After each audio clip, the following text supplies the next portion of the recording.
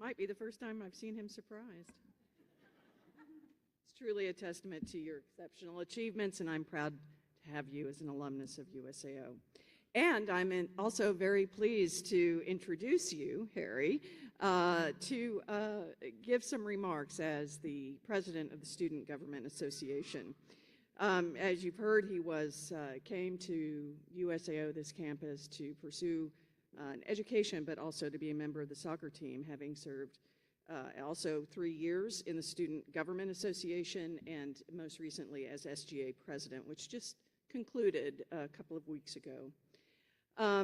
After spending time in Washington, D.C. as an intern at the American Red Cross, he came back to Chickasha ready to enhance our culture around donating blood. And he might have a little vampire in him because I was on that table a lot.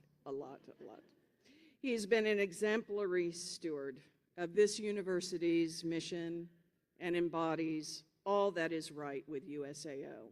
So ladies and gentlemen, please welcome again, Harry Cracknell.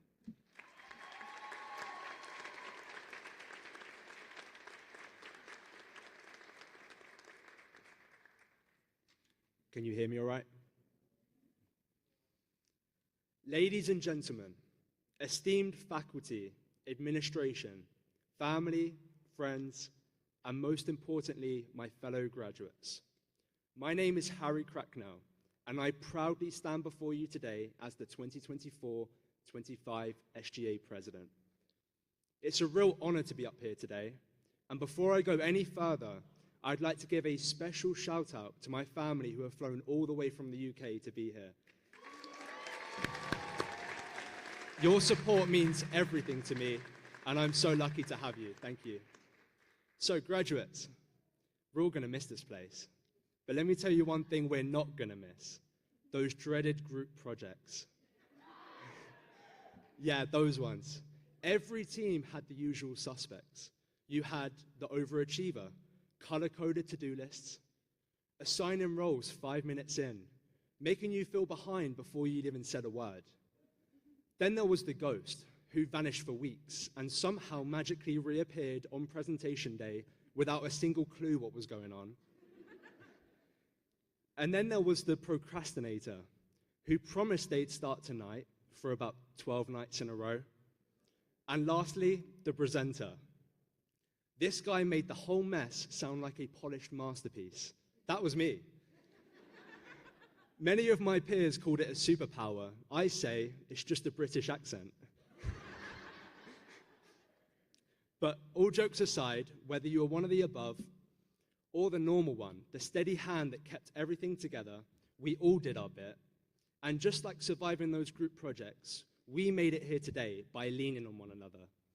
That teamwork, showing up for each other when it mattered way more than we ever realized.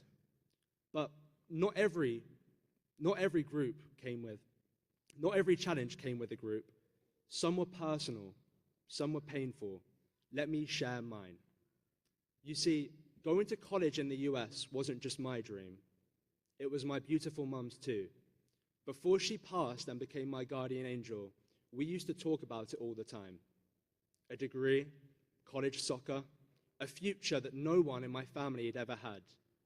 But chasing that dream meant leaving behind everything I knew. My family, my community, and my comfort zone.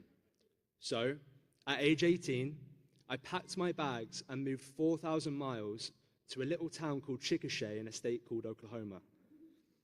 And although I jumped in with both feet, there were times the loneliness hit hard. That 6-hour time difference made phone calls home pretty tricky.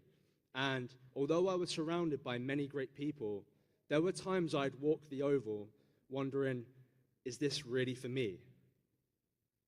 And then came sophomore year, spring semester. At practice, I got into a freak accident, a sudden collision. And next thing you know, I'm being transported to OU hospital with a broken face, quite literally. I had 4 titanium plates inserted into my left eye socket, and for many weeks, I couldn't laugh, couldn't sneeze, couldn't eat solid food. I sat alone in my dorm room, in pain, disoriented, and truly scared. At that point, I was at my lowest. I was far from home, far from hope, and unsure if I'd ever play soccer again. But here's what changed everything. People showed up. My teammates kept me company. My classmates caught me up on lecture notes. My professors offered grace and deadline extensions. And my friends reminded me what it was to be truly seen. And I realized something powerful. While I was longing for the family I'd left behind, I was building one here all along. No, it wasn't the family I was born into, but it was one made up of friends, classmates, teammates, professors, coaches, who saw me at my worst and helped me come back stronger. So yeah, I stand here today with all those fancy titles and cords and sashes, SGA president, athlete, RA, social coach, mentor, but none of that really matters without you, without this family, because this wasn't just a college, it became my home. And if there's something I'd like to leave us all with today, it's this.